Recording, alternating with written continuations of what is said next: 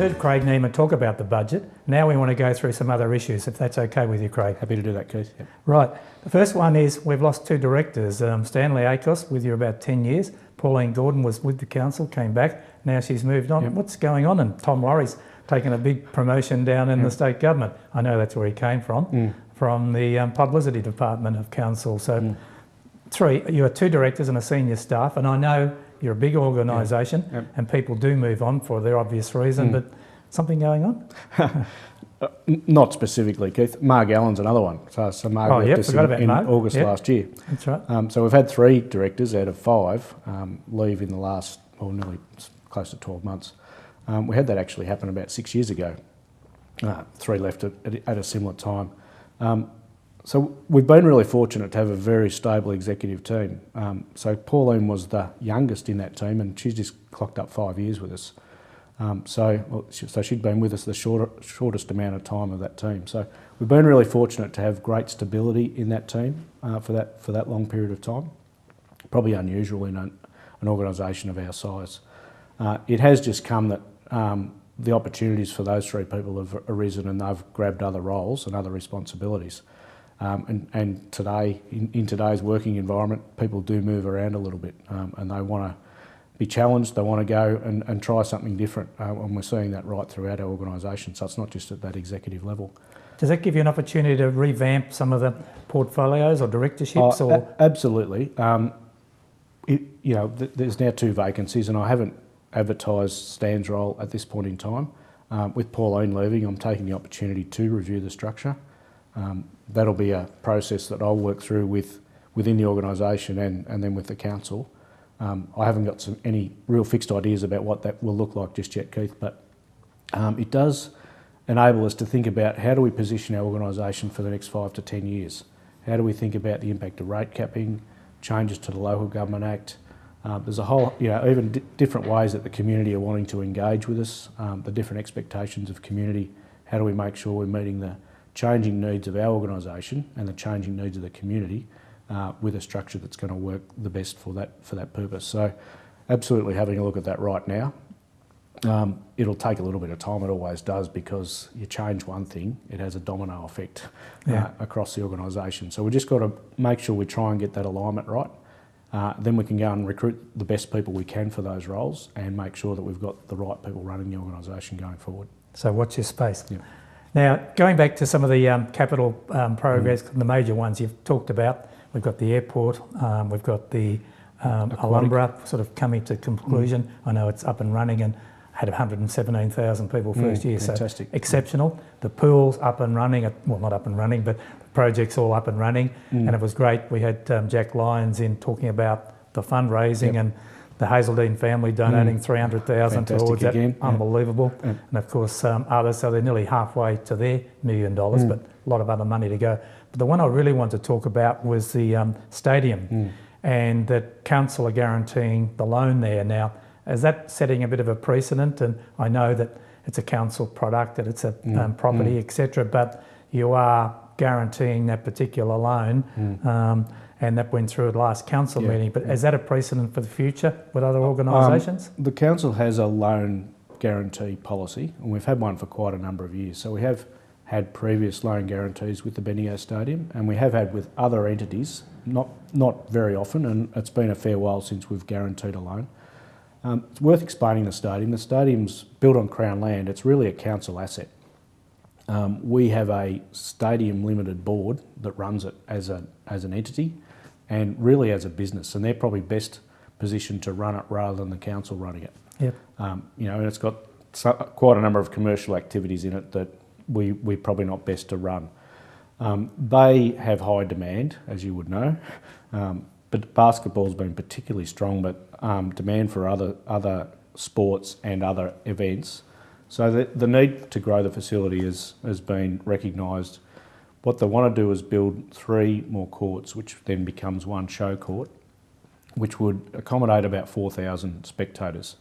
That would place us really strongly amongst regional Australia as a fantastic facility to host not only our own local events, but some pretty significant major events.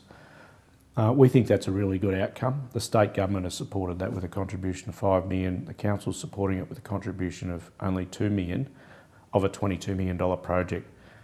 So what we're hearing from the stadium is they've got some cash that they will apply to the project, and they've come to council saying we need to borrow some money to help this project work, and we need to borrow $11 million. It's a big number.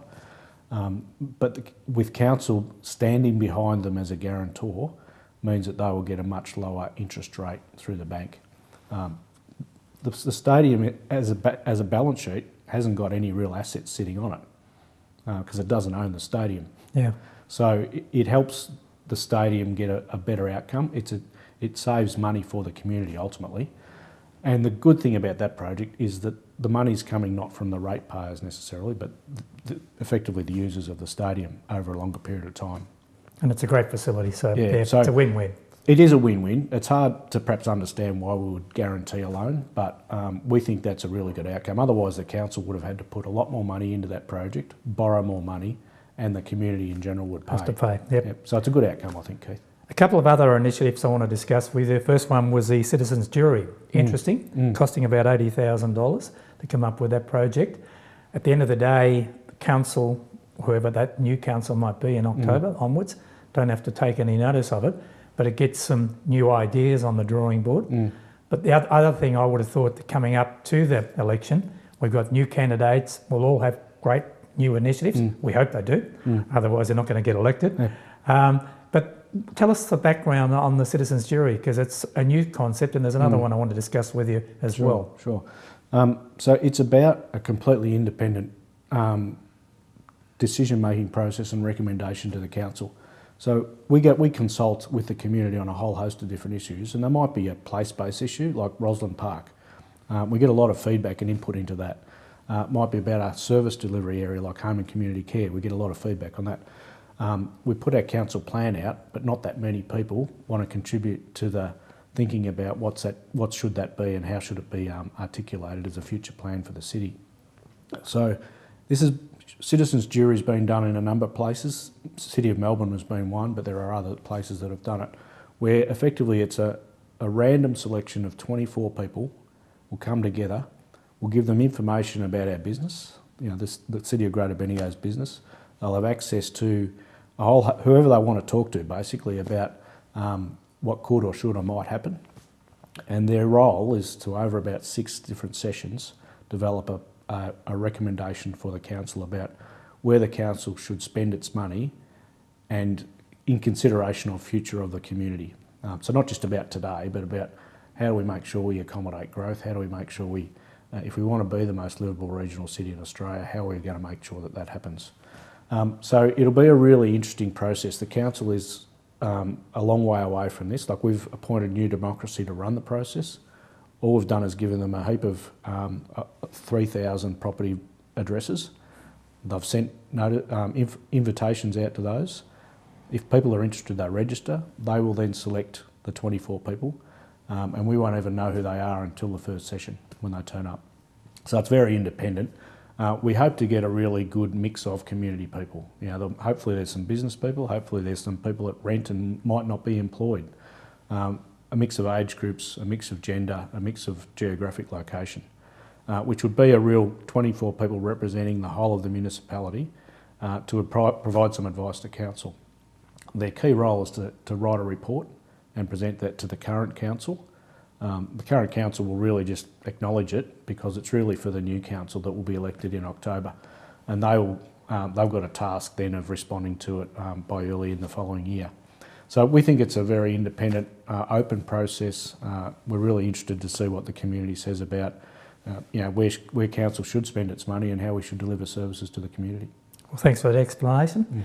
Finally, as you said, there is an election coming up in October this year, and I think it's a great initiative personally that you're running these information sessions because we do want the best possible candidates to put their name forward because the city is going places, no question about it.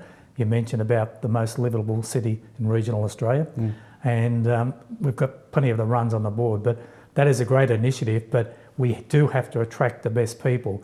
Has it been successful so far with the information sessions you've had to date? They've been very well attended. So we've had sessions to date more about the role of the councillor and the role of elected officials. So we had the first session was a couple of former state government elected representatives that talk about their experiences. We then had some of our local current councillors talk about what they knew before they were elected and what they know now. And that, you know, growth in their understanding of what local government's about. Last week we had the MAV and the VLGA talk about again the role of councillors, the training that's provided from their perspective, just some more background information building knowledge, and the ones coming up will be more about our organisation. So the next one's about City of Greater Bendigo in a regional context, our strategies, our services, financials and our people, and then the following one's more about you know, councillor support, governance, those sorts of things.